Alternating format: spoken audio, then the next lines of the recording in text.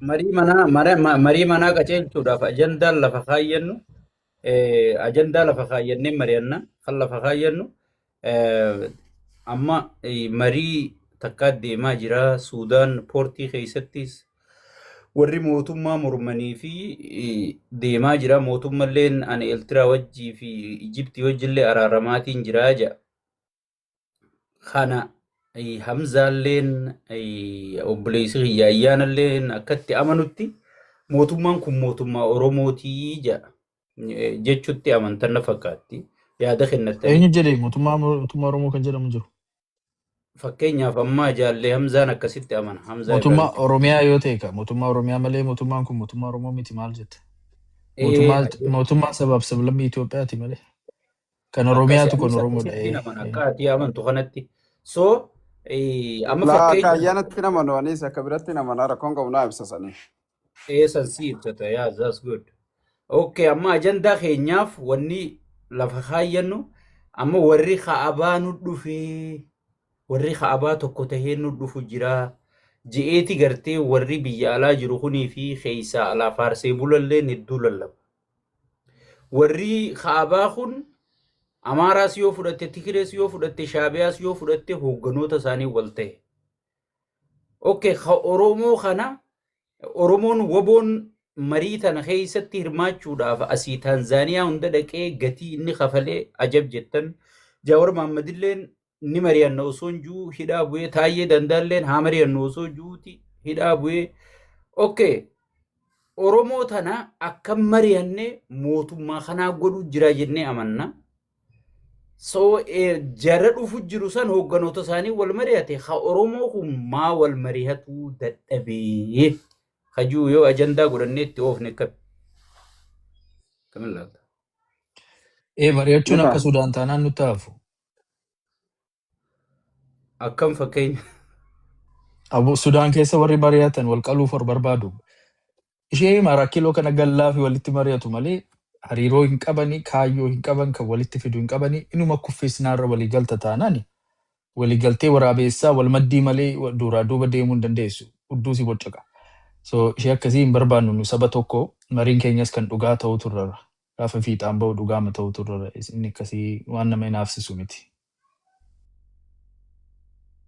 Amma fakkeenyaaf gaafiin tiyya kiliir akka isinii taatu amma Amaarrii fi Wayyaanee fi warri Kaabaa gabaabduu wal tahee gad deemu jiraa jedhan. Olola akkanaatiin uummata keenya sodaachisan. Ka Oromoo kunoo maa wal tahuu dadhabe gaafiin tiyya. Mariin teenya. Warra akkana jee uummata burjaajeessu kana gaafii kanaa yoo dhiyeessineef namootaaf ifa taasisi galee. Jara sana ammoo Hamza asirratti qabiyyoo gadhu amma beektaa maal jedhan coollaa roobaan badadu jedhu nu qaraa dhumaati jirra wanti nu jijjiiramu jiru yoo gadhu kani yeebi Oromoon tokko taati yoo diinni wal ta'e tokko ta'ee dhufe Oromoon tokko taatee laata wal kaati gaafa dhumaatiin laala amma Oromoon nu ajjeesu kana gaafa diinni nu ajjeese tokko taati waan jedhu nuuf advaanteejii dhufu mala. Sabni biraa yoo walii gale bu'aan bareedu. Injillee akka nu walii galuuf dhiibbaan sabni biraallee akka walii galu eenyu namni jibbuun jiru seetan ta'u. Abbaan kan namni kun mirga ofii kabachiifatuuf deema. Atillee mirga kee kabachiifatuuf deemta malee mirga nama cabsuun mirga ofii kabachiifatuuf deema namu. Yoo namni sabni biraa of ta'ee wal ta'ee tokko ta'ee dhufe meebi Oromoo illee tokko ta'uu dandeetti gaafsan. Karaa saniin waa furmaan dhufuu ni mala. Malee sabni biraa tokko ta'u haa akka barbaade tokko ta'u. Nullee tokko ta'u kan iyyuutti jirru tokko ta'u kan. Hamzaan ammoo kan dubbatu Hamzaan wajjinuu taa'ee haasa'uu kana silaa miidiyaa kana gubbaa ta'e malee faana keenya gabaabdutti amma nadhiyaati yaadni kee gabaabdutti tokko ta'anii dhufanii wanni Oromoo yaachisaan jirtu yaada juu deeggartaa jechuudha. Injiru wanti Oromoo yaachisaan jirtu namni mirga ofii kabachiifatuuf deema. Inni lola jiraanis. Ayyee Hamzaati yaada keetu. Ani ta duraata agartee mootummaa Oromoo hayyeessan irraan isin haasa. Laal wanni adda baafachuu qabdan. Bilisiginnaa waan jaamu jira jechuudha. Bilisiginnaa paartii jechuun tun amma miseensa dila uummata guddaa miliyoon 50 faatiitu miseensa bilisiginnaati. Isaan kana keessaa akka Itoophiyaatti sitti himu jira beek. Isaan kana immoo hoogganaan paartii bilisiginnaa kanaa sabaan nama Oromooti jechuudha. Hogguu tanagaa Oromootiitu paartii tana hoggana jechuudha. Nama Oromoo tokko saba Oromoo ta'e tokkootiitu paartii tana hoggana. Kanaaf jecha Paartii yaadicha paartiitiin hoogganammoo sabummaan hoogganan. Hanganaa saddanuu baase. Lakkii obsa amma waan tokko jira bara. Amma Firaa'oonni guddichi suni maqaan isaa Firaa'oonaa miti. Firaa'oona jechuun bilisiginnaa akka jechuuti. Inni immoo akka biyyi ture suni jechuudha. Haani mootii alamaa ta'ee suni Ramziis jedhama maqaan isaa. Amma bakka Ramziis san Abiyyi Ahmad gooteeti bakka Firaa'oona jettu san bilisiginnaa goota jechuudha. Namni bilisiginnaa hogganu nama dhiiga Oromoo qabudha kan inni sitti himu jiru. Amma silaa namni bilisiginnaa hogganu kun nama dhiiga Oromoo hin qabne taate anilleen niin qabsaawa jechuudha. Fedhu qawwee hidhadheetiin daggala seenee qabsaawa, fedhu karaa nagaatiin hin qabsaawa, akkaan barbaadetti hin qabsaawa jechuudha. Amma gaa nama bilisiginnaa hogganu kana aangorraa buusna yoo jenne eenyu achi keenya? Hadiigaan Tigree yookiin Amaara yookiin Somaalee keenya moo maal jijjiiruu yaatanidha yaadne kiyya. Amma sunsuma jijjiiruun marqaan beeysu akkuma jaansan yoonii fi bakka bilisiginnaa nama hogganu kana Abiyyi kaaseetiin takka Jaawar fide takka Baqalaa fide jette si galtee dhiigni isaanii Oromoo, afaan isaanii Oromoo, aadaan isaanii Oromoo, ammallee deebitee bilisiginnaa Oromootu hoogganaa jechuu bar. Kanaaf jecha kanaafin mootummaan kun ka Oromooti sin jechuu jiraan. Siistamni inni ittiin dalagu siistama ittiin biyya Oromoof ta'u, biyya ummata sabaaf sablammootaaf ta'u, ummata biyya kanaatiif ta'uudhaan namni Oromoo sun biyya kana hoogganu jiraa jechuudha. Akkana jeeti naman akka keessanitti beer sabochi jeetuman fiigu. Beer sabochiin gosa qabaachuu qaba. Beer sabochi hoogganuus inni sun dhiiga qaba. Dhiiga kana rabbii turran nama uume. Dhiiga kana wakkachuun hin danda'amu. Abbaan bilisiginnaa kana hoogganu ani Oromoodha jee deddeebi'ee himee jira. Isarra namni abbarra beeku budaa qoricheette Oromoo. Eega inni aan Oromoo je'ee iyyatee himatee boodaate Oromummaa isaa san diddee takka saba biraarra maxxansuun hin dandeessu jechuudha. Miidiyaa addunyaa duratti himate. Akka dhiigni isaa Oromoo ta'u ta'e jechuudha. Kanaaf jecha mootummaan kun ka Oromooti jaalattanis jibbitanii liqimsaadha. Ammoo waan Oromoof ta'u ni hooggana. Yaadicha laalamma ogii Hamzaa kiyya ogii. Laalammaa silaa dubbiin amma nama waan Oromoof ta'u dalagu jira faayoo jette irratti. Yaadicha irratti kennachuu jirra malee nuti dhiigarra kennachuutti hin jirru. Akkas taanaan namni dhiigaan Oromoo kuni hojii Oromoof taatu dalagaa jira faajaa yaasawe malee kana marii ni taatu. Hamzaa nuti bar bolola aangoon qabnu saba beet biyya Afrikaa keessa maaf hin ta'in. Yoo Afrikaa Itoophiyaa Afrikaa keessa ala ta'e yoo nu bulche nadhiidhaa boqotaa dogoggoraan si afaan dhaggeeffatu barbaannu hin jiru. Nu nama bilaatu hin jiru. Nuti dhiigaa miti qabileetu jiru. Ati bar diinii haa dhufuu jettee bar abiyyuma kanaa wasii kaafnee Oromoon tokko taana diinummaan sun haa dhufee kaasuu jettee barate amma yaadni kee kophuuti dhaabbu namni si hojii mari'atu hin jiru. Yaada akkasii namni qabu Itoophiyaa keessaa hin jiru. Amma anatu yaada kennata. Hamzaa Balaay qabadhu ati maayikii. Hamzaa Balaay miti boon Hamzaa Bashaati. Hamzaa Balaayitti si beeka anifati ijoollee ollaa tokkooti. Sanii kabiraati sun kabiraati inni ta'u. Sheekaa Buttaani yaada bareedaa fidee ani akka kiyyatti warri kaabaa qaamni sadii waan tokkorratti mari'atanii walii akka galan dhagahamaa jira. Isaanis eenyu warra Amaara bakka bu'u, warra Tigree bakka bu'uu fi warra Eertiraa bakka bu'u. Walii galanii waan tokkorratti garuu walii galuu hin danda'an. Oromiyaa eenyutu bulchaa jiddu galeessa Itoophiyaa kana eenyu bulcharratti jarri sadiinuu achirratti wal dhabu. Inni sun Oromoodhaaf hiree ni qaba. Jarri sadiin maalirratti walii galanii walii mallatteessanii yoo jenne mootummaa maqaa Oromoo dhahatee ani mootummaa Oromoo fi Oromiyaati jedhee maqaa uummata Oromootiin sabaaf sablammoota biyya kanaa cunqursaa jiru, gidirsaa jiru, buqqisaa jiru, baqachiisaa jiru kan mirgi namoomaa kan saba kamiituu bara itti mulqame bara bulchiinsa kanaati jechuudha.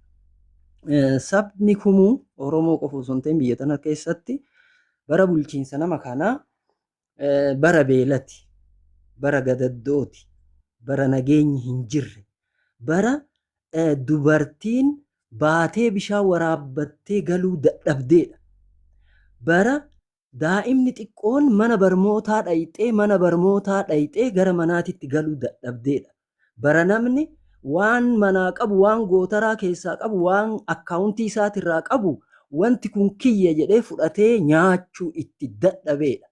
Kanaaf mootummaan kun mootummaa Oromoo fi Oromiyaati miti. Oromos hin fakkaatu, Oromos bakka bu'uu hin danda'u, maqaa Oromootilleen yakka raawwachuu hin danda'u. Boru sabni kun itti gaafatamummaa qabaa jechuudha. Saniif mootummaa Oromooti miti. Inni Oromoo ta'uu fi Oromoo ta'uu dhabuu nuti dhimma keenya miti. Nuti ka dubbachaa jirru ummanni Oromoodha. Mirga eenyummaa sabaa gaafiin saba kanaa deebi'uu qabaa. Sabni kun cunqurfamuu hin qabu. Aadaan isaa dhokfamuu hin qabu. Hidhamuu hin qabu. Ajjeefamuu hin qabu.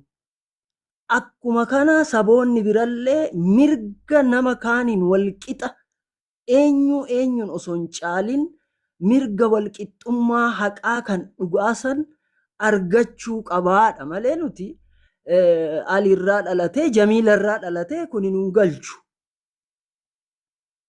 Garuu maqaa Oromootiin daldalamuu hin qabu. Mootummaa Oromootis miti. Oromoon kanaaf beekamtiin kennuuf nama yakka dalagu Oromoo bakka bu'uu hin danda'u.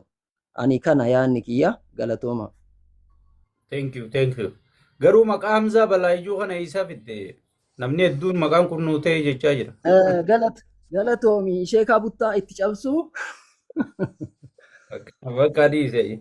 Kaabuttaa ani namoonni na dursan as keessa jiru ariitiin waan gaafan darbu Simbooma Caaleen sarbuu kana argee calalaqaa jira maayinni gurbaan maal argate deeman as lixe. Waanuma amma gurbaan dubbate irratti ilaagaa siyaasa kana xinnoo ammuma dandeettii keenya mari'annaa. Namni siyaasaa yookiin hoogganni eenyu, paartiin eenyu, mootummaan eenyu, biyyi eenyu, naannoon eenyu jedhee adda baafatee namni beeku jira, namni hin beeknes jira. Lamaanuu Oromoo. So akkasitti wal hubachaa suutuma dubbanna. Mootummaa Oromiyaan mootummaa qabdi ofii isheeti. Multinational stateedha. Multinational jechuun sabaaf sablammiitu walitti dhufee biyya kana ijaare jedhamee waggaa 35 har'aa biyyi kuni refurbish ta'e haaraatti. Coming together, holding together jedhamaati. Gaafa federaalizimii ijaartu haala lamaan ijaarama. Yookiin coming together warri already bittinnaa'ee biyya ta'e walitti dhufee federaalawaa coming together jedhama. Yookiin immoo warruma waliin jiranii akkaataa bulchiinsa isaanii sirreeffatanii federalizimitti jijjiiru. Holding together jedhama. Kan Itoophiyaa kuni lamaan sana iyyuu hin gitu. Because biyyichi empayeraan ijaarame waan ta'eef akka empayeraatti immoo warri cunqurfamanii qabsaa'aa turan. Nun ilaallatu biyya kana keessatti nu gahee hin qabnu, ofiin of bulchuu hin dandeenye, diinagdee ofii irratti abbaa ta'uu hin dandeenye. Biyyi kuni hinduunaa fi hinjiraannaa fi nusaamaa nurratti taa'a malee gahee hin qabnu nun ilaallatu jedhanii warri qabsaa'aa turan sabaaf sablammiin turan. Sanaaf akka siyaasaatti coming together yookiin walitti fiduudhaan federaaloon. Akka sabaatti immoo waliin jiraanne irraa isa bedroom politics jedhaniitti qoosan kana. Waldanaal tagaamdanaal maali jedhamu sana. Waliin jiraanne irraa uummanni wal makee jiraateera. Magaalaa kana keessatti sabaaf sablammii adda addaatu Oromiyaa kana keessatti jira waan ta'eef holding togetheridha. Walumatti nu qabaa federaalummaan kun jedhame. Gaafa biyya akkasii ijaartu mootummaan ebaluutu irra jira, haati isaa Oromoodha, abbaan isaa gala malee ni hojjetu. Abbaan barbaade haa jiraatu mootummaan suni mootummaa sabaaf sablammiidha.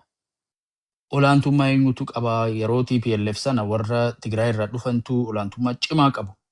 Compartmentalization kan jedhamu hojjetanii sat godhanii nama bituu achi xistimbaan hin jiru alaabaas irratti argatanii waan tokko dhagaan xistimbaan jedhanii si ajjeesa.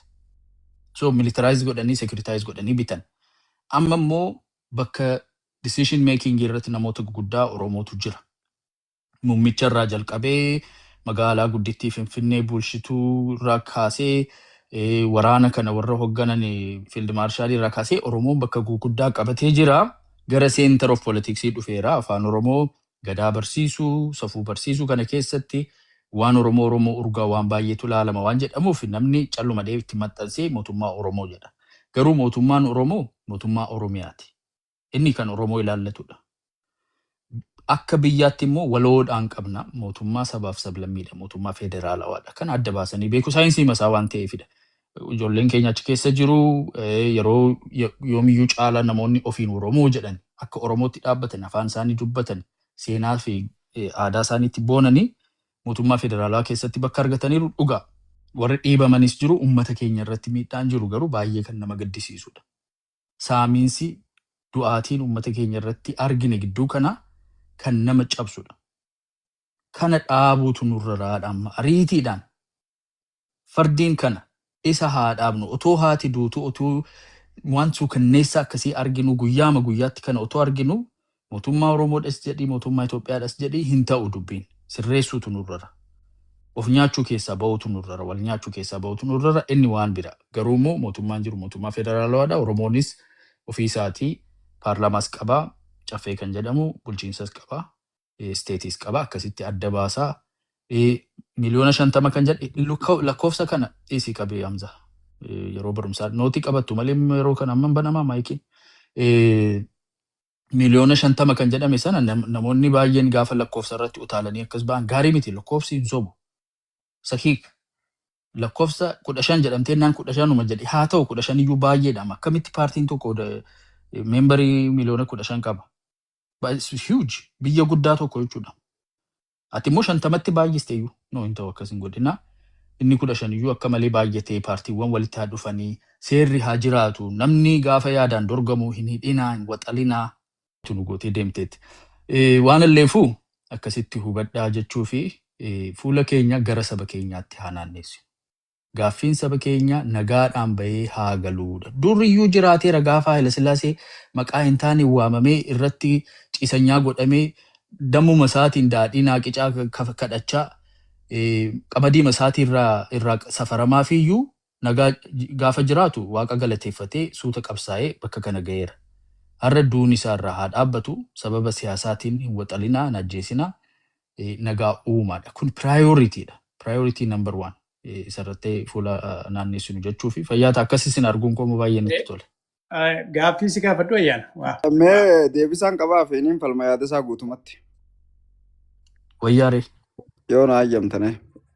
Mee dhugatti ayyaanaa wajji yaada tokko garaagarummaa yaadaa qabna naaf inni waliin gallu garuu yaadni inni dhimma dubbate uummata keenyarra fokosaa goonu jechuun waan falmamu mee naa hime.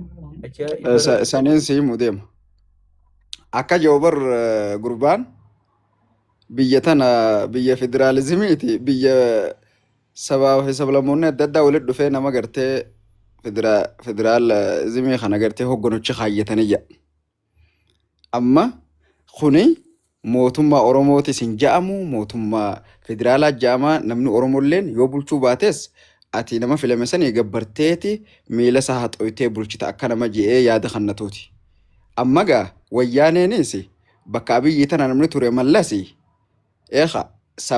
saba Tigireeti isa kanaatiitu Itoophiyaa hoggana jettee maalii fi Oromoo maatti finciltii gabbartee maan jiraati maalumaaf qabsooytiiyu yoo kenni yoo kana taate.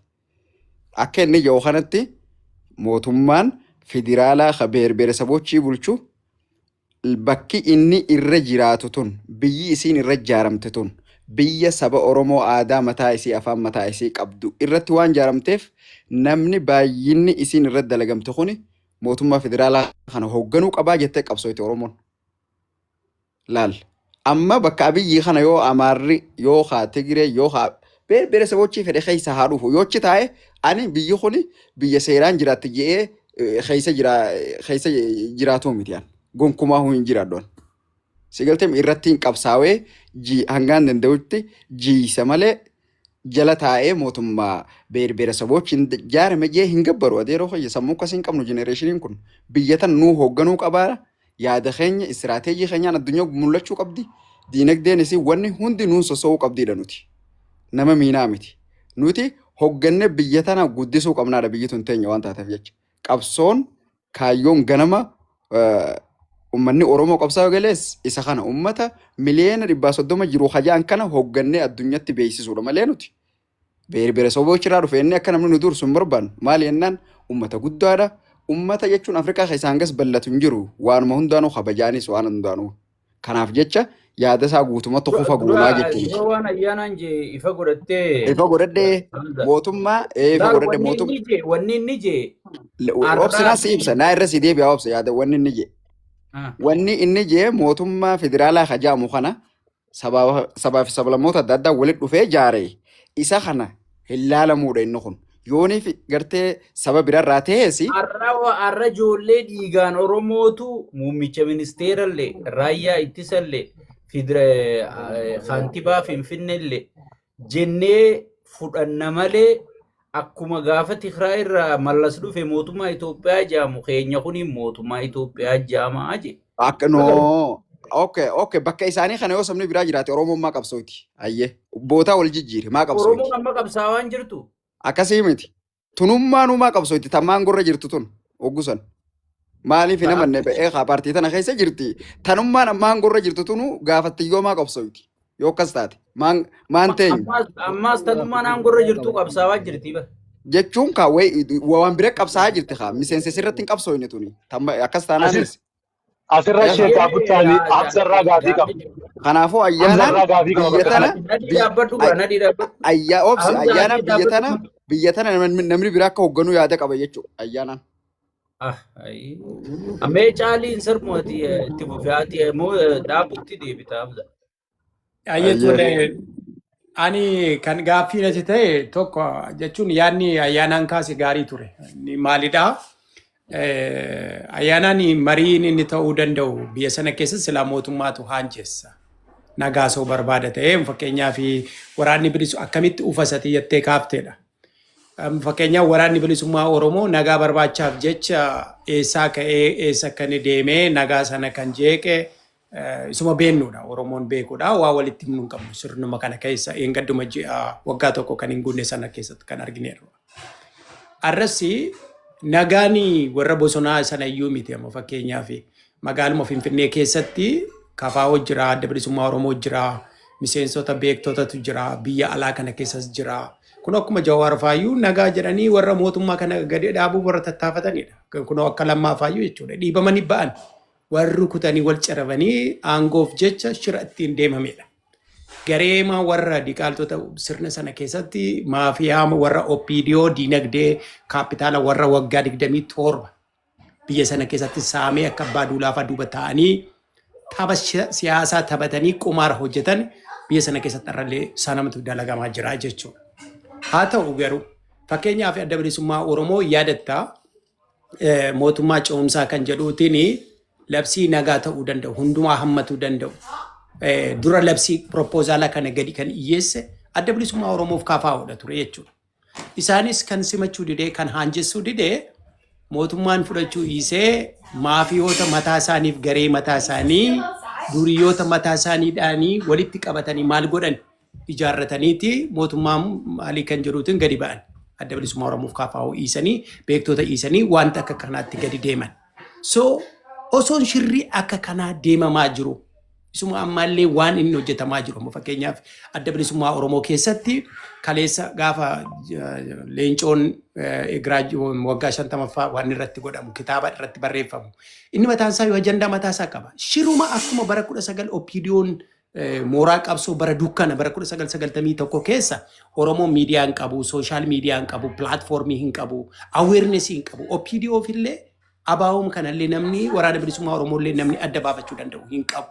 Arra garuu aloonni kuni taatee ta'uu fi maal akka ta'uu danda'u filannoon kunillee filannoo maal akka ta'u dursee nama arguu danda'u nama beekuu danda'u. Maaliif Oromoon bareecheeti beekaa jechuudha. Maaliif sirna sana keessa manni poolisii ta'e manni federaalaa ta'e hundumtuu kan mootummaa sanaatiin tiksamudha. Filannoon walabaa ta'uu hin danda'u hin jiru. Uummanni keenya kana gargar fiinama. Sirna jedhee barbaanne malee Oromoon kan qabsaa'e taleessa uummanni Oromoo ga'een Finfinnee keessaa inni qabu waan argatuu qabu waa argatuudha malee abbaan fedhe dhufee bulchuun amma bolola aangoo namni qabu hin jiru. cinqii aangoo himnani boo'ee aangoo argatu qabna jedhee ilmi namaa dhumatu damni jedhan jiru. Uummanni keenya nagaa argatu jedhee falmu jira ilmi namaa. Yoo kan doodee taate malee uummanni keenya qawween halkanii guyyaa akka gidirfamu feenu haati ta'een akka gidirfamu. Ulfaan dubartii ajjeesu kan ajjeesu jiru mootummaa kanaa bara. Haa Oromoo isin jettanii isin jala yaatantu dubartii ulfaa ajjeesu jira. Nama ajjeesanii harreeffa'u jiran. Seenaa takkaan agarre namni nu galmeessu jiru mootummaa Oromoo jettanii isin jala yaatan kanas seenaa takkaan dhageenye agarre waan dubbachuu hin dandeenye ilma namaa irra raawwatu jira. Kun isinimmaa mul'atudha. Akka namaatti kayaatte maaf kun hin mul'anne. Kana ofirraa fi cillee ofirraa kuffisuu fi tattaaffii gochuu jira nuti gama keenya. Arrallee borullee taanaan inni falmanna waan kanarratti. Thank you, Nadi. Yeah. La lama dubbiin Hamzaa irratti ani yaaduma mataa kiyyaatti qo daqiiqaa takka kan dheetin Yasmiinitti aana. So ummanni ka'ee fincilee firraa maaliif hin buufne yoonii fi mootummaan gartee wanna jee jaa gartee mootummaan ummataa je san irratti hin deebi'a. Dhugaadha ummanni mootummaadha dhugaadha. Ummata santu garuu na tajaajili jechi na kaayyatee jechaa jira Abiyyi mataan isaati. Ummata san yoo tajaajiluu baate ummata san tajaajilii jechaa ni jira. Ummanni na tajaajilati jetteen santu nagaya dhabee buqqa'u jira.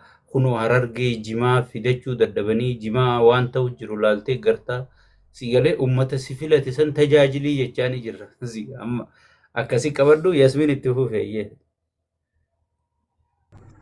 Okay, galatoomii carraanaa kannoo keetiif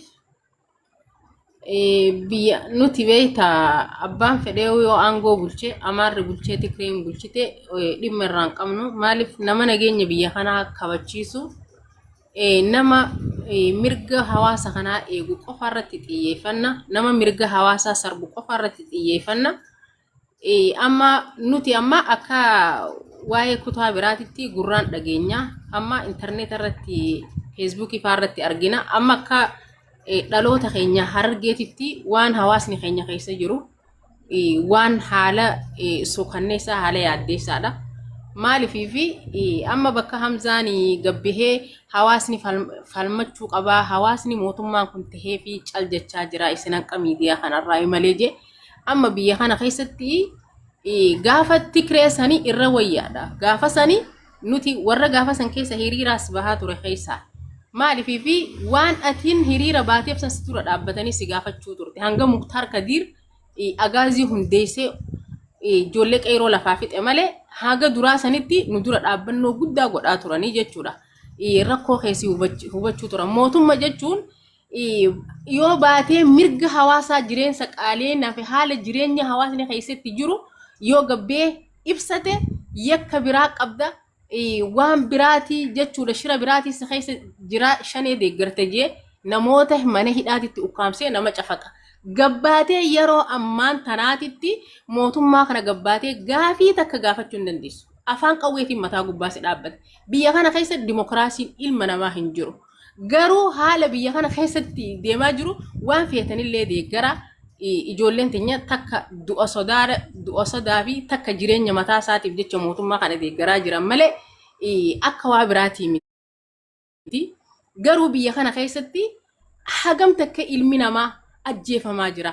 Akka Harargeetitti mancaasaa guddaa hawaasarra dinagdee uummanni Harargee Jimaan jiraata. Qabeenyi isaa daldala waa baay'ee achi keessatti oomisha adda addaa dalagaa. Qabeenya Harargee san maal akka godhaa ture? Jimaa isaa fidee irratti rakkiseessee qaaleensa Jimaa karaa hunda Jimaan ittiin seenu hunda qaraxetti ol kaasee irraa cufee waggaa meeqa guutuu jechuudha. Uummanni Oromoo gidiraa hamaa keessa seene sirna Abiyyi kana keessatti jechuu akka Harargeetitti. Amma gabbaatee waan takka gaafii takka gaafachuu hin dandeessu akka waan Oromoon dimokiraasii irra jirtu dubbatan Hamzaan. Maaliif biyya kana keessa ati arra gabbaatee hawaasni gabbee waan takka gaafate taanaan halkan waan dhufee si fuudhee si ajjeesu mootummaa dura dhaabbattee taraa meeqa hawaasni waraqaa barreeffatee deema namni hidhatti si ol darbee si dhabamsiisu malee namni rakkoo hawaasaa horaa jiru hin jiru. Amma Jimaan kaleessaa fi dheengadda keessatti qabeenyi uummanni keenya akkasitti waggaa meeqa itti laffa'ee ilmaan isaatii fi maatii isaa ittiin jiraachifataa ture Jimaan akkasii karaa irratti naqame sanii hurkaa diinagdee ilmaan Harargee deebi'ee uummata Oromooti jechuudha. Nama arraan tana shufeera abbaa ilmaan meeqaa kan gaara san keessatti ajjeefame shufeera baay'eetu ajjeefamaa jira. Karaa diradhaa kanatti shufeera baay'ee ajjeefama. Bordoddee fi mi'eessoo jidduutti ijoollee meeqa shufeerottii ta'a ajjeesan dhiyoo kana jidduutti jechuudha. Mootummaan shiftoota garee maafiyaa akkanaa kana uumee takkaffaa harargee irratti gadhiise bara dura. Harargee irratti gadhiise. Maafiyaa kana hawaasa irratti gadhiise gaafa uummanni Oromoo ajjeefamu mootummaa mataa isaatitti ilma namaa ka dura dhaabbatee gaafii takka gaafate mana hidhaatitti osoo wal garagalchine daandii irra bihee rasaasaan dhaa jira. Akka harargee keessatti ijoollee meeqa kan waraabessi dargaggeessi nyaate ijaan arkaa jirra jechuudha. Kan amma ilma namaa yakka namni hindala gunju abbaan fedheewu ni dogongora.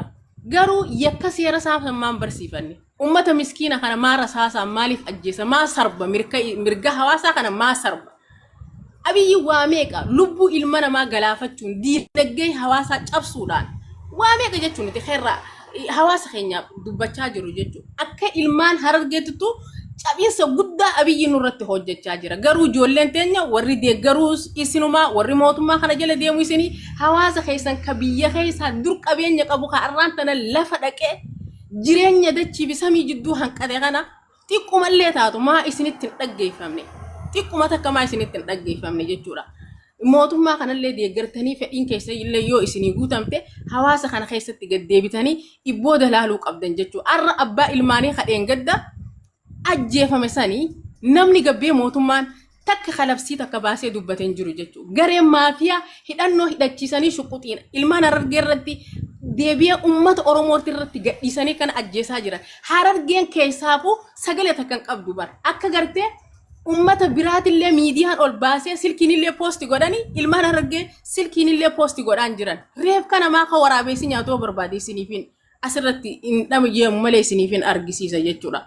Gabbaasanii ajjeesanii ol garagalan. Haati gabbaatee ilma kiyyaa adduu hin jettu afaanisii kopheedhaan irra dhaabbatanii jechuudha. Amma gizee warri mootummaa kana deeggaree jala fiiguu ijoollee teenya garuu hawaasni keessan kun maaliif isinitti hin dhaggeeffamne nuti Abiyyi Ahmad irraa dhimma hin qabnu abbaan fedhe biyya haa bulchu garuu mirgi hawaasaa eeggamu jechaa jirra itti fufaarree yaada qabdan warri narrallee yaada qabdan baay'ee jira isinitti hin dheerisu itti fufaa. Galatoomi, thank you. Bal'inaan nu ibsite. Aanolee itti aanime. Aanolee dursa. Nagama kaabota. Aanolee Eessaafate ijaarsa? ayyaanaan Nagaa sagalenki. maal jette ayyaana? Sagalenki jira. No, jaarsa kana nagaa gaafadhe jira sagaleen keetti bu'u. Yaa jira Aanolee sagalee kee ol kaase. Suma tolla baase waan hin beeku. Caali jetta. Galatoo maalitti koo yaada kan hin kennu barbaade ani yaaduma qaamsaalee hedduu yaada irratti yaada kennuu barbaada jechuun morka fakkaata. Kwaantii qabu wayii takka jechuun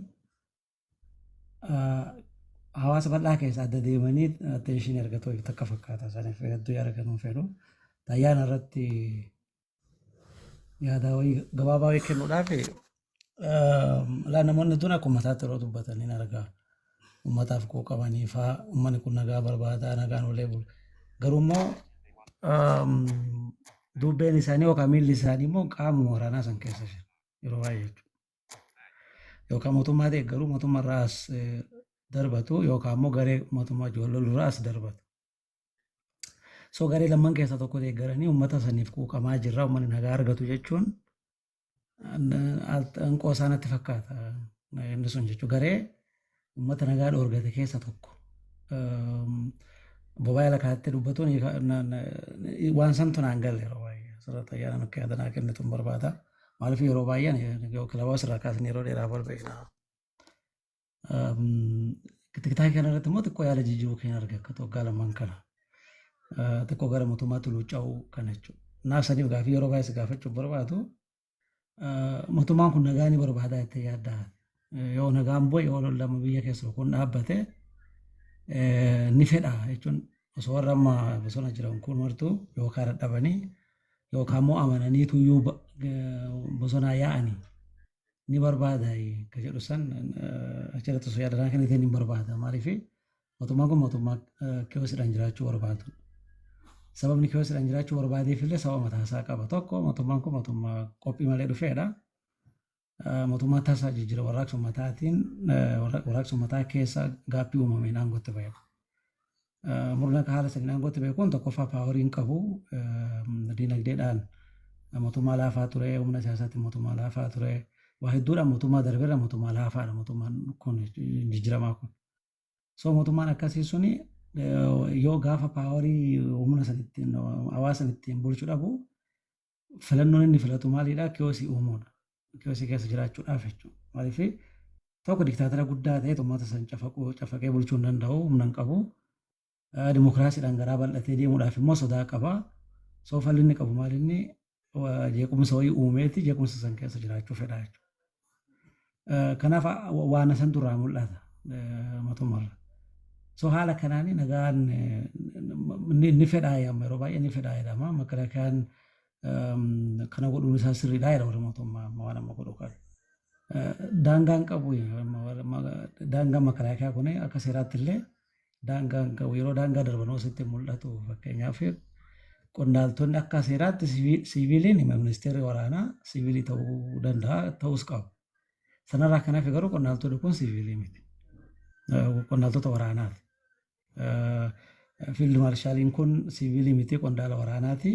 Antummaan isaa uummataaf yookiin immoo biyyaaf. Garuu irra hedduu kaadiroota bilisignaa gurguddaa caala isatu siyaasa dubbata. Isatu siyaasa keessa jira. Isatu hedduu imooshinaal ta'e haasaa faaya mootummaa kana. Mootummaaf akka waardiyyaa dhaabbate mootummaa uummata jiraachisuu osoo hin taane mootummaa jiraachisuu akka dhaabbatu isaan dubbata. Ilmaallee waanuma akkasii kana dubbata. Jirnaal ababoorallee kanuma heddumina jirnaalota irraa kan dhageenyu kaadiroota caalaa inumaayyuu isaantu kaadirii fakkaata. So inni suni niitiraal miti jechuun namoonni kunniin olumoo siyaasa keessa galanii jiru jechuudha. Siyaasa gam tokkoo keessa. Tokkoffaa inni sunoo sirriidhaa jettanii yaadduu warri garee tokkotti dhogdan kuni akka biraan murnoota biraatiif immoo yaadni hin qabu. Amma warri garee biraallee deeggaranii immoo nagaa barbaadan illee ni jiru. Fakkeenyaaf amma kanuma lammiin kaasa karaa argee kana deeyilii yeroo hunda shofeeronni yeroo du'an agarra amma keessattuu amma samoona kana jimaarratti xiyyeeffannoon godhame jimaan waan akka midhaan biraa bulee magaalatti bahuu miti yeroo wajjin deemu. Yeroo shofeeronni hedduun qabamanii itti dhumaantu jiru kun hedduminaan immoo shofeeronni waan kana fidan immoo Oromootadha. Warri waan shofeerota san karaarraa aggatee qabu warra biraati.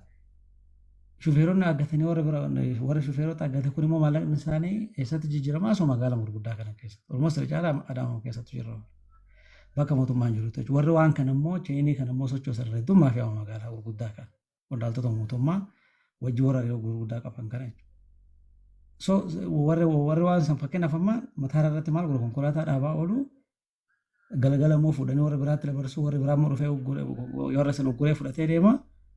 Ergaan hin darbaa warra magaalaatti immoo deemee jara san wajjin jaarsummaa taa'ee jara san maallaqaan kan lakkisiisaa jiru. Kun beekamaa jechuudha waan uffata aadaa. Kana akka godhu garee lammanni. So ni danda'ama walitti hidhatanii uummata rakkoo keessa galchaa inni tokko qabsaa inni tokko immoo miidhaa uummataa sun ni fakkaata al takka takka jechuun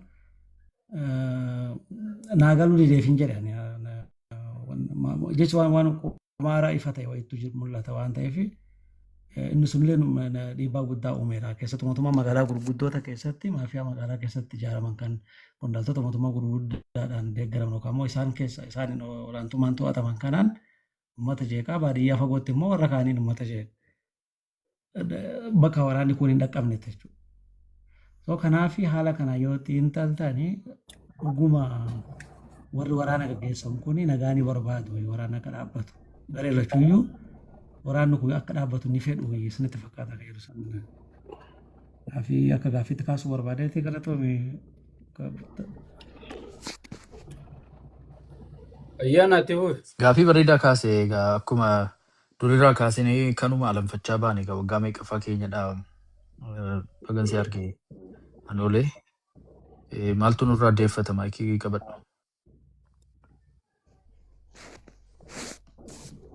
Nama magalee tokkotu deeffachaa gale.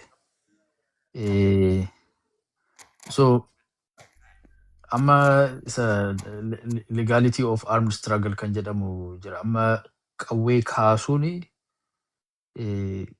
akka heera biyyaatti heera cabsuudha. Maal jechuudha? Especially constitutionii yookiin heera biyyichaa ala ani gara aangootti nan dhufa jechaa jirta waan ta'eef heera cabsitee ta'a jedhama. Garuu immoo permissible ta'a. Especially gaafa seeraan heera jiru keessatti operate godhee gaaffii keessii deebisuu gaafa diduu gaafa karaa itti deemtu hundumaa yaaltee dadhabdee naani permissible ta'a. Heerri siin ayyamu garuu filannoo dhabdee ta'a. So mirga kee eegsisuu fi humna filattee jedhamee permissible ta'a malee qawweedhaan humnaan fedhii siyaasaa fiixaan baasuun seera aladha. Meaning crime hojjettee jechuudha. Seera sana kan eegsisu heera kana kan eegu immoo humna ittisa biyyaati. So warri kana hooggananii mootummaa sana eeguun heera sana keessatti itti gaafatamummaa isaanii tokkodha. Mootummaan suni bakka taa'e irratti heeraa ala akka hin kaane akka eeganii keessaayis alaayis sovereignty of the state, sovereignty of the government, sovereignty of the territory and sovereignty of the people jedhamu. Sovereignty sadan kan biyyaa eegsisuun itti gaafatamummaa isaaniiti mirga isaaniitis. Gaafa kana irratti dubbatanii akka aantummaa yookiin gama tokkotti goradii dubbatan ni fakkaata. Especially namoota qawwee qabatanii fedhii siyaasaa filannoo tokkoffaa qawweedhaan humnaan nu deebisiisuun ji'a tokko ji'a lama keessatti waan tokko sitti hin tolle taanaan garri isaan hin taane taanaan gara qawweetti gara humnaatti deemi kan jedhu sana sammuun keenya ni fudhata taanaan heera cabuu kana ni fudhanna taanaan gidduu galeessa ta'uu jechuun nuyi fi qaamni hundumtuu kana haa fudhatudha. So aantummaa namatti fakkaata. Garuu immoo nagaadhaaf jedhamee waltajjii mariidhaan haa hiikamu haa furamu wanti kuni. Humnaan furuun mirga mootummaati. Control gochuu turrara. Monopoly of violence gaafa namni tokko qaamni tokko ka'ee qawweedhaanan fedhii kana galmaan ga'a jedhee socho'u. Waraanni seera qabeessa jedhamee biyya sana keessatti akka heeraatti dhaabbatee dhaqee isa booji'ees ta'ee ajjeesees ta'ee mirga mootummaa sana eegsisee akka deebi'uu itti gaafatamummaan itti laatameera. Hojiin kun garuu fiixaan ba'uu hin dandeenye. Yeroo muraasa keessatti wanta ta'u hin taane. Lolli kun inumatti deemaa jira. Uummanni keenya kana gidduutti dararamaa du'aa jira. Siyaasaan furaa kun nun baasu. Humnaan deebisuun kun heera qabeessa haa ta'u malee. Garuu nu baasaan jiru gara nagaatiin furaa. Ilmaan haadha tokkootu gara lamaan du'aa jira. Kana nuu furaa jechuun gaaffii heeraa ala ta'e gaafanna. Nagaa keenyaaf jecha malee akka heeraatti yoo ta'e dhaqi cabsii mada heerichi. Because heerri kan siin jedhu qaama humnaan siyaasa isaa fiixaan baasuu barbaadu qaamni kuni hidhatee dhaqee haa cabsuu jedha. Haa sirreessuu jedha. Kuni garuu nu baasaa hin jiru sanaaf sirreessii gaafanna. Gaaffii kana gaafa gaafattu aantummaa akka qabaatte godhamtee yaadamuun sirrii miti. Aantummaa miti kana heeruma isaatu kana jedha seerri biyya lafaa akkasidha. Sanaafidha. Warri miidiyaa irratti dubbannus warri qawwee qabatanii biyya eeguudhaaf gaafanis garuu immoo separation amma institution strong institution kan jedhamu biyya keenya keessatti hin jiru. Institutioniin kan abbaa seeraas yoo ta'e kan ittisa biyyaas yoo ta'e kan abbaan barbaade mootummaatti maxxana. Gara political side kanatti maxxanna. Of danda'anii hin dhaabbatani. Dimokiraatawaa ta'anii waan hin jiraanneef dimokiraasii kana muuxannoo isaa waan hin qabaanneef kanatu rakkina kanatu jira. Garuu immoo kana adda baasnee beekuutu nurra jira jedheen dubbadha. Soba kana irratti yeroo baay'een dubbadha namni hin jibbaa. Garuu immoo dhugaa waan ta'eef ani ishee dubbachuu irraa of qusadhu. Amma gurbaan bu'ee suni baay'ee magaa mootummaa faarsuu leellisuunis waanuma jirudha. Deeggaruunis waanuma jirudha. Akka malee garuu gaafa ta'u immoo ni jibbisiisa. Nagaadha waan hundumtuu nagaadhaaf shirnaan jettaa utuma mootummaan iyyuu ni amanama. Pireezidaantiin naannoo Oromiyaa ba'ee nagaa uummata keenyaa eegsisuudhaaf amma barbaadan 99 dhaqnee isin wajjin haasofna jechuun maal jechuudha? Nagaan rakkinni jira jechuudha. Rakkinni maaliif uumamee eenyutu uume waan bira. Garuu rakkinni ni jira. Hin jiru naan hin jedhin. Gama kanaan immoo waanuma hin uumamne iyyuu fidanii asirratti dubbachuun namni tokko akkitiin kee abbaa seenaan itti fakkaata. Tigraay irratti iyyuu mootummaan federaalawaa waan isa hin ilaallanne dhaqee rakkina keessa lixeedha. Maaliif hin ilaallatu? Filannoo kan gochuu danda'u federaala qofaadha. Heera sana cabsanii. Humna ittisaa tokko qofaatu jira biyya tokko keessa jira. Humna ittisaa lammaffaa ijaaran. Ofiin biyya jedhanii of waaman heeraal. Kun isa ilaallata seera sana eegsisuuf deeme heera sana eegsisuuf so inni ilaallataani. Oromiyaa kana keessa wanta ta'u iyyuu waan jiru rakkina mootummaanis amanu. Rakkina sana immoo qaama tokko qofaa miti. Qaama adda addaatu geessaara. Isa dhugaa jiru sana qabannee dhugaa sana irratti gaafa dhaabbanne walitti dhufnaa waa furuu dandeenya. Dhugaan ilma waaqaati. Dhugaa dhiisnee siyaasa mi'eessuuf jennee ololaaf bolola uumna jennee dhugaa dhiisnee soba irratti tullee dhugaa tokko irratti soba sagaleetti hiinee deemna ta'a. Obbo Ayyaanaadhaaf gaafiin qaba. Tokkoffaa Ayyaanaan akkaataan atamma itti seertee lafa keette akka waan biyya san keessatti seerri jiruu mootummaan jiruu akkuma waan ummanni kun dhiibbama yookaan mormitootaatiin walakkaa isaaniitti dhumataa jiruutitti lafa keette angaafii bu'uuraa lamaan si gaafachuun fedha. Tokko yeroo baay'ee irra deddeebitee mootummaa waan jettuun dhagahe. Tokkoffaa mootummaan jira. Mootummaa yoo ta'e mootummaa jechuun maal jechuudha? Basic questionidha. Isarraa naa deebista. Lammaffaa ammoo constitutioniin biyya san keessa jira, seerri jira. Inni gaafii lammaffaadha. Diiteelii keessa hin naa deebista. Akka sadaffatti ummanni jette miidhaa ummataa akka gaariitti lafa kaa'aa jirti. Ummanni kun focus irratti godhamee kan itti lubbuun ummataa gaagamaa jiruuf saamamaa jiru qabeenyi biyyaa buqqa'uun inkeezi eenyuudhaan mee gaafii kana sadiin sirriitti tokko tokkoon naa deebise. Galatooma. Deebisuu fi manni ni hayyama. Gama kee Tole. hayyama. Fayyaa ta'a ulfaadha. Second gootaniirtu taanaan. Organization or system jedha group of people exercising authority kan jedhamudha. Definition mootummaa jenne taanaan. Dhugaarraa baay'ees fagaanna taanaan immoo wal gargaarra akkas. Warri ni lollaa jedhanii eenyuun loluga. Mootummaatu bobbaasee mootummaatu kana godhee uummata kana mootummaa kana godhee gaafa jettu achi keessatti mootummaan ni jira jechaarta. Mootummaan jiraateetu bulchaa jira. Organizationidha. Organized systemidha.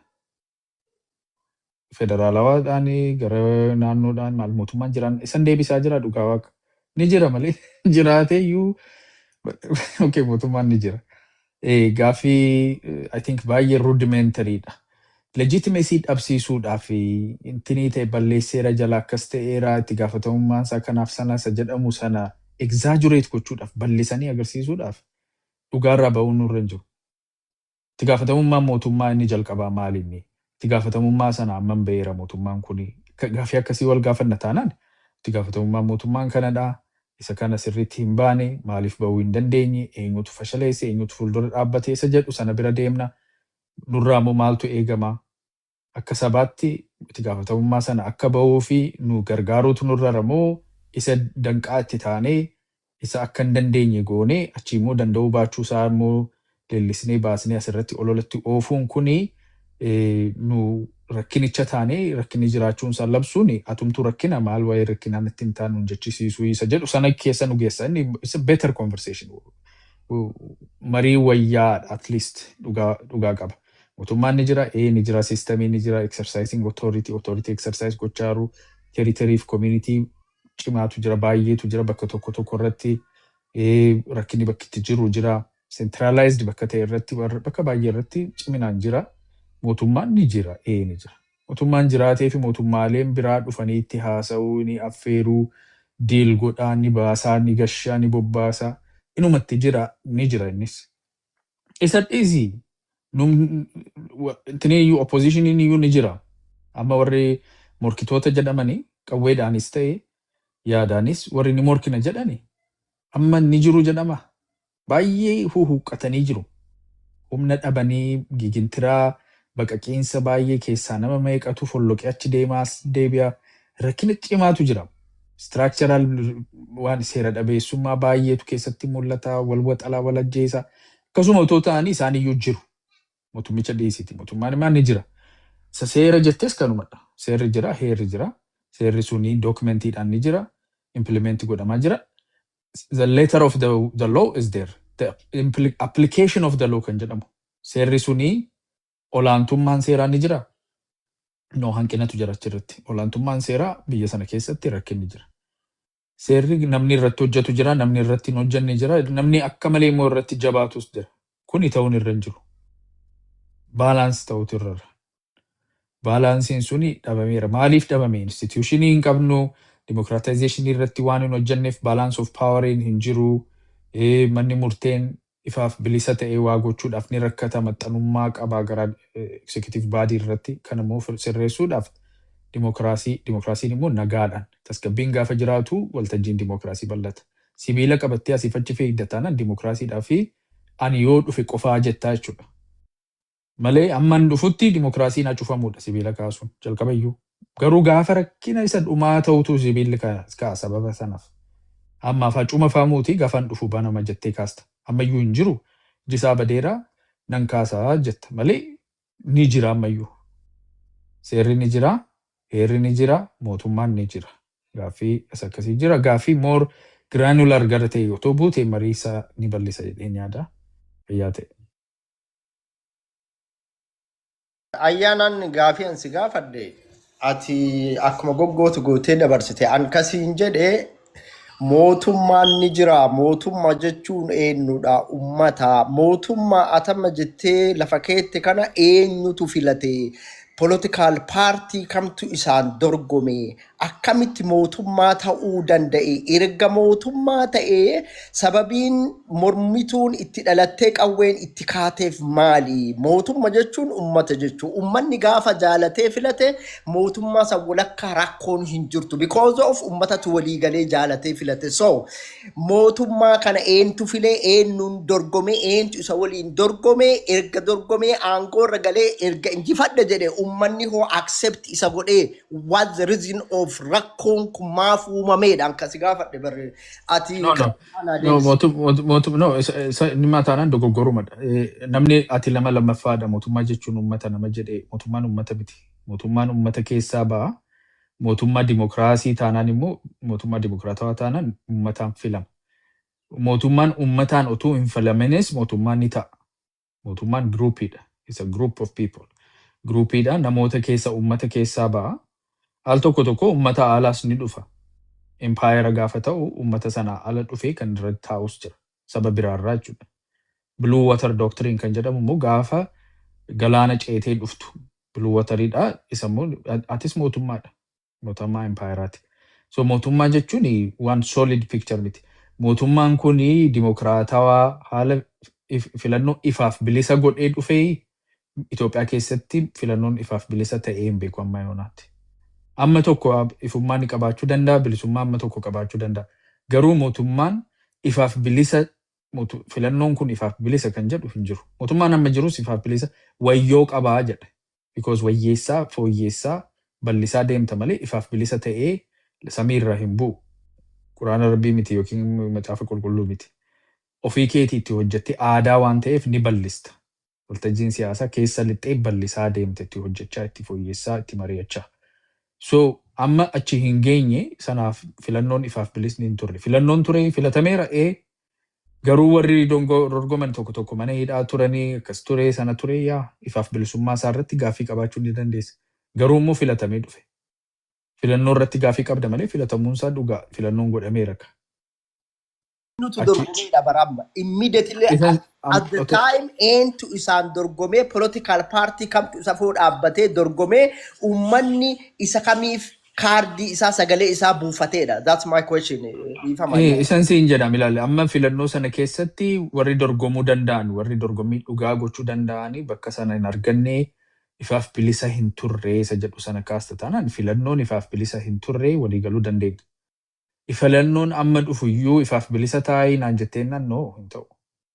Amma tokko wayyoo qabaachuu danda'a malee ifaaf bilisa ta'ee naan koo dimokiraatofni jechuudha. Piroosesii cimaa barbaadama inni kaalchariidha.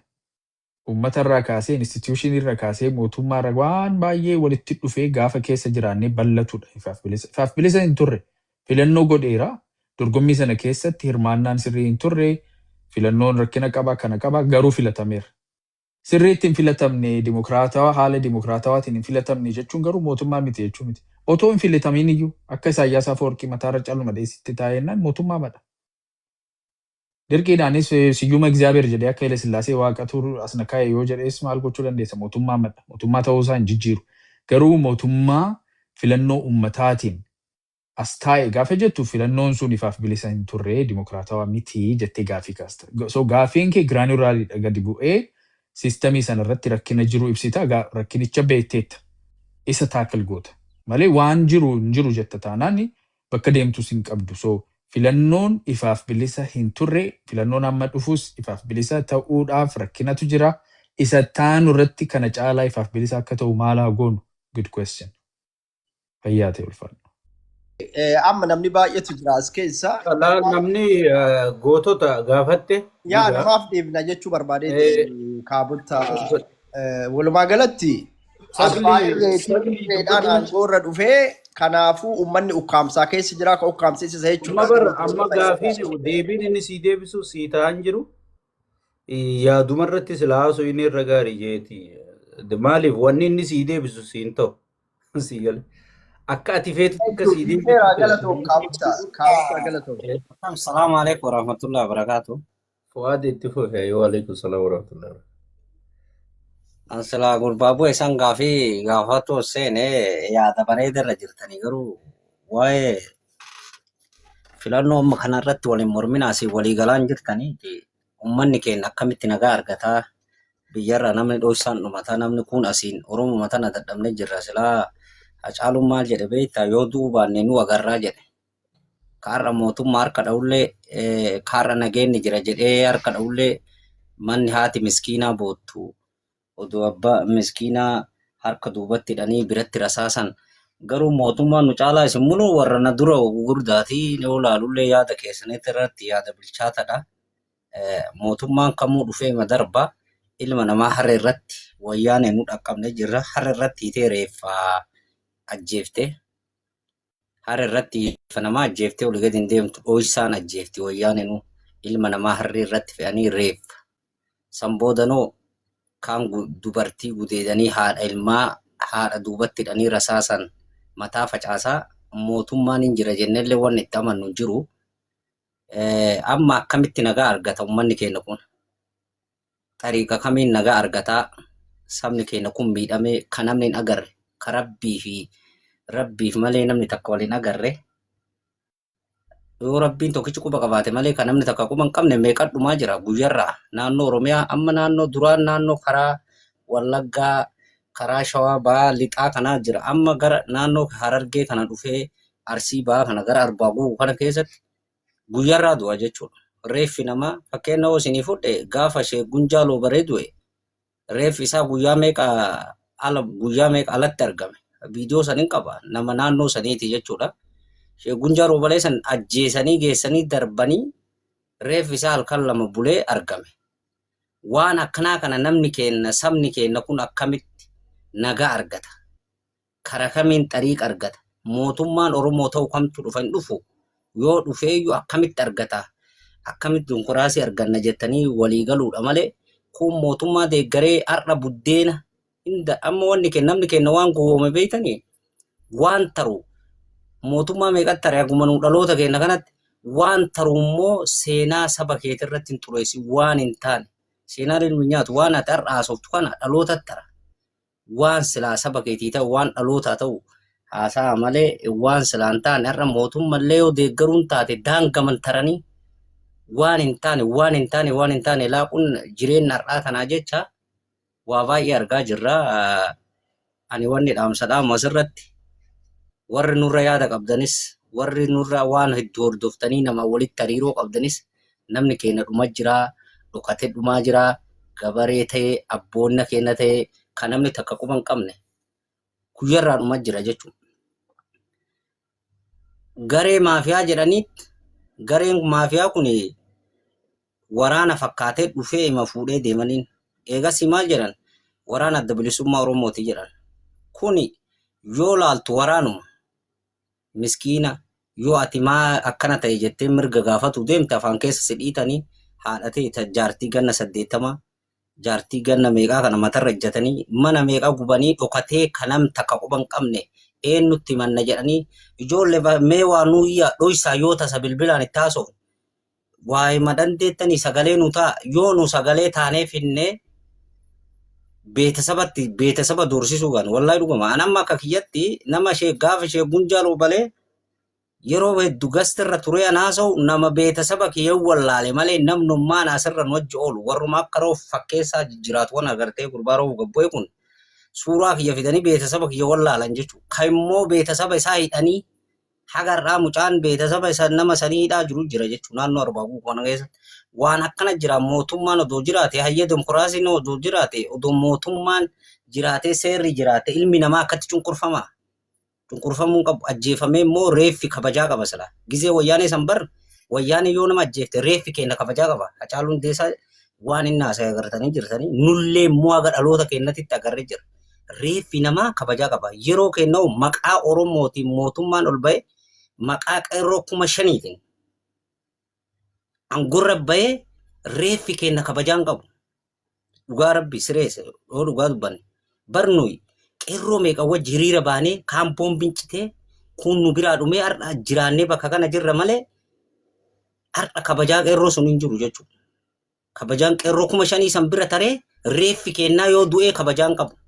Harreetti fe'amnaa ajjeefamnee darbamnee waraabessi nyaataa haadhatee noo garafanii akka barbaadan godhanii akka barbaanne eessan mootummaa Oromoo jennareenu warri immoo gara buddeena birrii dhibbaatiif bittaa yeroo takkaatiif bitamee seenaa gootota kaleessallee seenaa qeerroo 5,000 san ta ulfiitti bayisan ka sadafi mataa facaasan daa'ima waggaa meeqaa mataa facaasan sun dagatamee har'a mootummaa Oromooti jira. An Oromoo tan akkasii yaaddullee naa galuu dide wallahi of duuba deebinee yaannu jechuudha. Maaliif sadafiin bar ilmi namaa mataan faca'ee dhiinni nama kennaa kameeqa Hacaaluu har'a argitee nagarre kabaxxeefa eessa jirame hin jiru.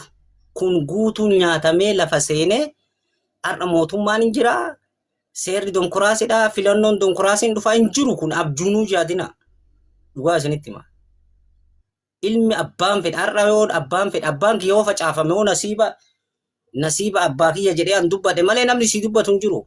Darban yoo nasiiba namni argee si kaase reeffi kee kabajaan qabu bar gizee wayyaanee san reeffi kee yoo ajjeefame